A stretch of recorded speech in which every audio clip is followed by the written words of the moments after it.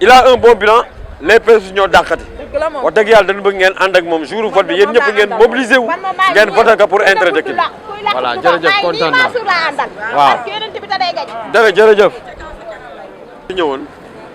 pour ngeen jàppale Mansour moo gën si dëkk bi xool leen ngeen ubbi ko lu mu liggéey si dëkk bi te les PSP ñoo dàq te lu nangu suñu dëkk bi ñu koy jox opposant muy bloqué dëkk bi comprendre nga voilà nga jàpp si nga wax ko waa kër ga nga wax leen perspective ñooy dàqal war na tabax hôpital niveau 4 war na tabax double pont war na tabax leneen ak leneen ak leneen yaa ngi dégg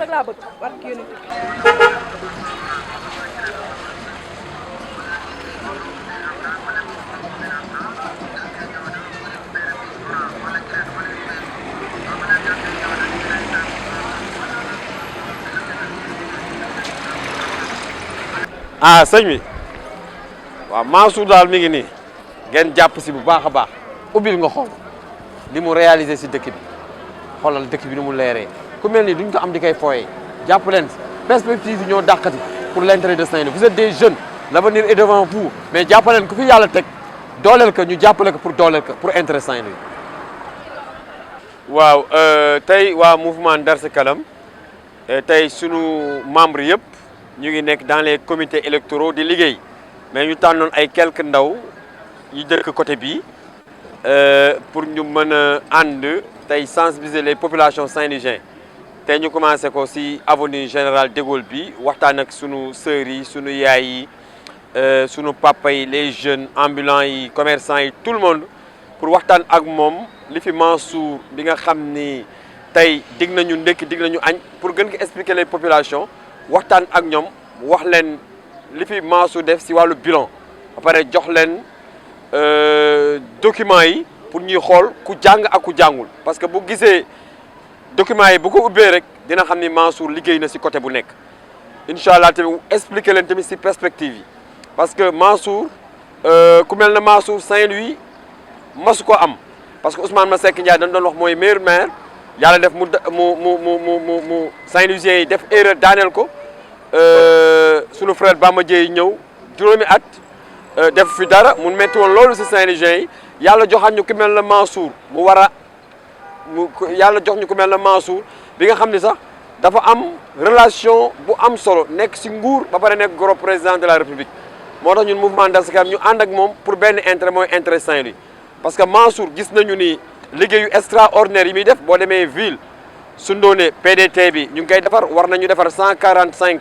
maisons yi nga xam ne war nañ ko retapé waat si île bi si PDT bi ñu ngi defar tamit place publique yi boo dugg see Ndar gis nga place publique yi nga xam ne am na terrain basket am na terrain handball am na place su féexlukaay soo wàccee si pont bi même chose am na 2 places publiques soo yéegee pont am na 2 places publiques gis ngeen dispensaire yi mu defar école yi mu defar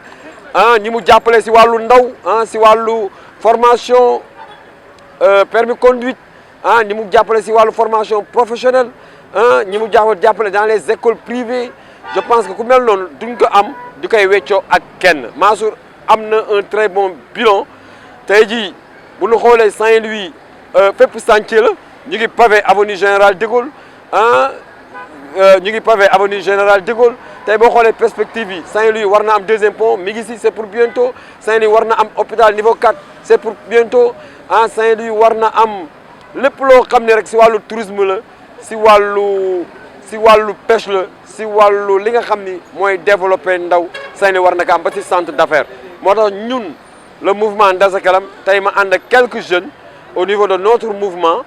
pour dugg si avenue Général de Gaulle bi pour sensibiliser nit ñi ni Saint-Louis a besoin encore de Mansour Faye parce que gis nañu taxawaay bi mu am si fulla ak si fayda si wàllu social gis nañu taxawaay bi mu am envers les malades si wàllu Covid bi gis nañu taxawaay bi mu am envers la population saint-louisienne inondation bi gis nañu taxawaay bi mu am ak moto pompe yi si wàllu itim sunu frères yi génnoon àdduna dëkkoon Pikine gis nañu taxawaay bi mu am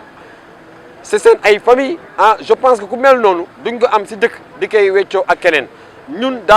duñu tay suba ngoon guddeeg bëccëg di sensibiliser les populations les 33 quartiers di ñaan yàlla Mansour gagné la commune Moustapha Mbaye bi nga xam ne tamit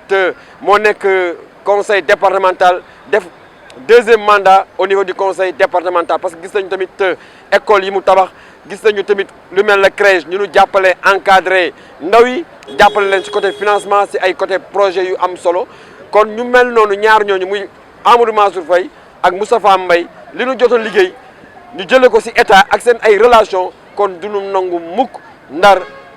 ñu koy joxaat ci ñi nga xam ni amuñu ay programme dañuy xaste dañuy wax lu ñaaw kon ku mel na Mansour ci yar ak ci tegginam ki nga xam ni jëf toxal na wax Saint-Louisien yëpp ñu ngi ànd ak moom ku mel noonu nañuy ànd ak moom suba ngoon guddeeg bëccëg wane bilan am ñëpp xam nga wane les perspectives ñëpp xam nga pour le 23 janvier avant 14h Saint-Louis Saint-Louis falaat Mansour Saint-Louis falaat Mansour fal bu leer nañ falaat Moustapha Mbaye fal bu leer nañ di lancer un appel à tous les Saint-Louisiens